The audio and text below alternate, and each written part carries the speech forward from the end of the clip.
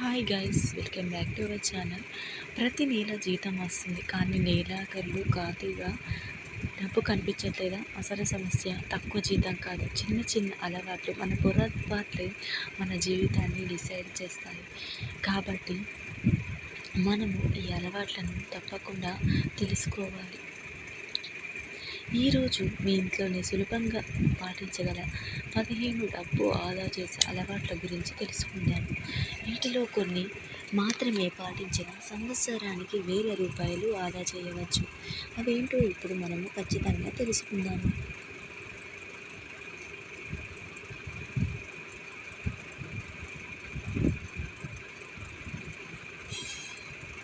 అసలు డబ్బును ఎలా సేవ్ చేస్తామో నెలవారీ బడ్జెట్ రాసుకోండి.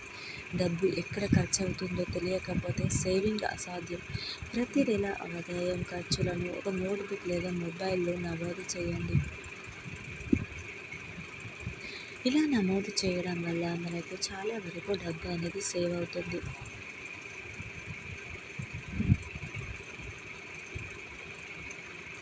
షాపింగ్కి వెళ్ళే ముందు లిస్ట్ తయారు చేయండి. లిస్ట్ లేకుండా షాపింగ్ చేస్తే అవసరం లేని వస్తువులు కొనిస్తాము. లిస్ట్ ప్రకారం మాత్రమే అవసరమైన వస్తువులను కొనండి.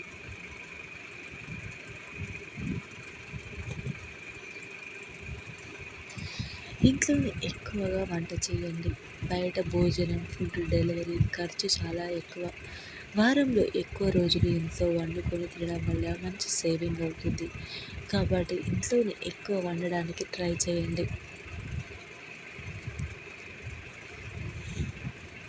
భోజనము, ఫుడ్ డెలివరీ ఖర్చు చాలా ఎక్కువ. కాబట్టి మనం ఇంట్లో మంచి ఫుడ్ అనేది చేసుకోవచ్చు, తినొచ్చు.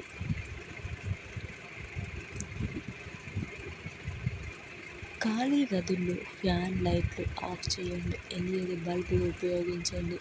చిన్న జాగ్రత్తలు కూడా నెలకు మంచి ఆదాయాన్ని తెచ్చిపెడతాయి. కాబట్టి ఇవాళ మనం చేసేటువంటి ప్రతి ఒక్క సేవింగ్ కూడా మన లైఫ్ని చాలా బాగా డిసైడ్ చేస్తాయి.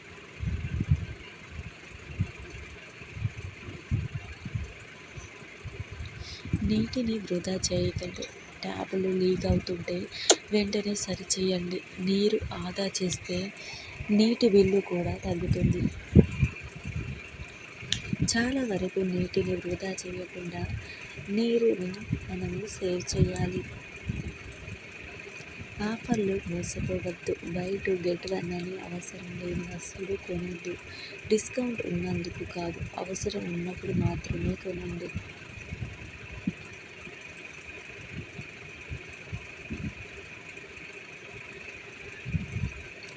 కాబట్టి మనము ఏవైతే ఆఫర్లలో తీసుకుంటామో అప్పుడే మనకు ఆఫర్లలో తక్కువ వస్తుంది.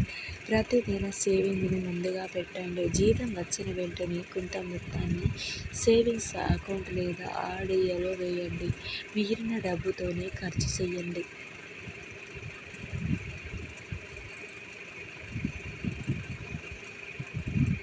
చిన్న ఖర్చులను కూడా నమోదు చేయండి. టీ, స్నాక్స్, కూల్ డ్రింక్స్ వంటి చిన్న ఖర్చులు నెలాఖరుకు పెద్ద మొత్తాలు అవుతాయి. కాబట్టి స్నాక్స్, టీలను చాలా వరకు తగ్గించండి. చిన్న ఖర్చులను కూడా తగ్గించండి.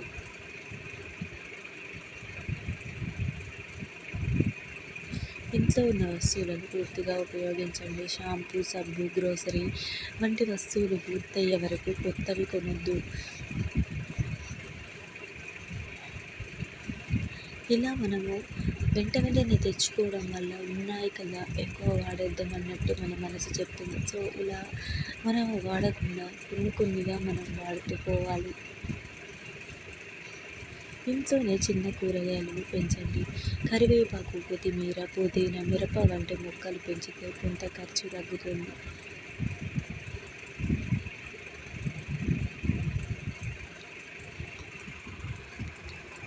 కరివేపాకు కానీ, కొత్తిమీర కానీ మన చుట్టూ ఉన్న ప్రదేశాల్లో పెట్టుకుంటే మనకి ఎంతవరకు డబ్బు సేవ్ అవుతుంది. ప్లాస్టిక్ బ్యాగులు కొనొద్దు. షాపింగ్కి వెళ్ళేటప్పుడు క్లాత్ బ్యాగ్ తీసుకెళ్ళండి.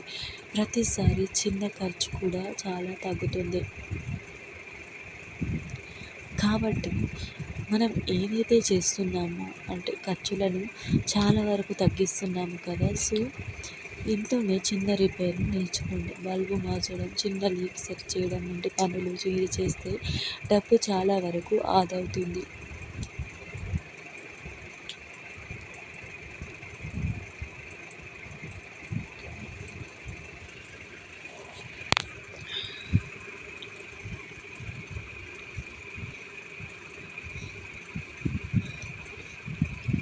ఈఎంఐలపై ఎక్కువగా ఆధారపడొద్దు. చిన్న వస్తువుల కోసం కూడా ఈఎంఐ తీసుకుంటే నెలవారీ ఖర్చు పెరుగుతుంది. వీలైనంత వరకు నగదుతో కొనండి.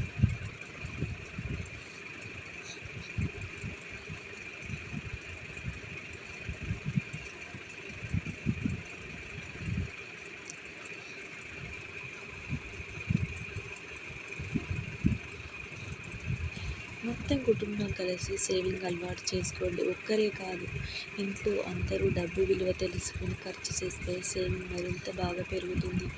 కాబట్టి మనము డబ్బును ఆదా చేసుకోవాలి. సేవింగ్ కూడా మరింత చాలా బాగా పెరుగుతుంది. కాబట్టి కుటుంబం కలిసి మొత్తం కూడా అలవాటు చేసుకోండి.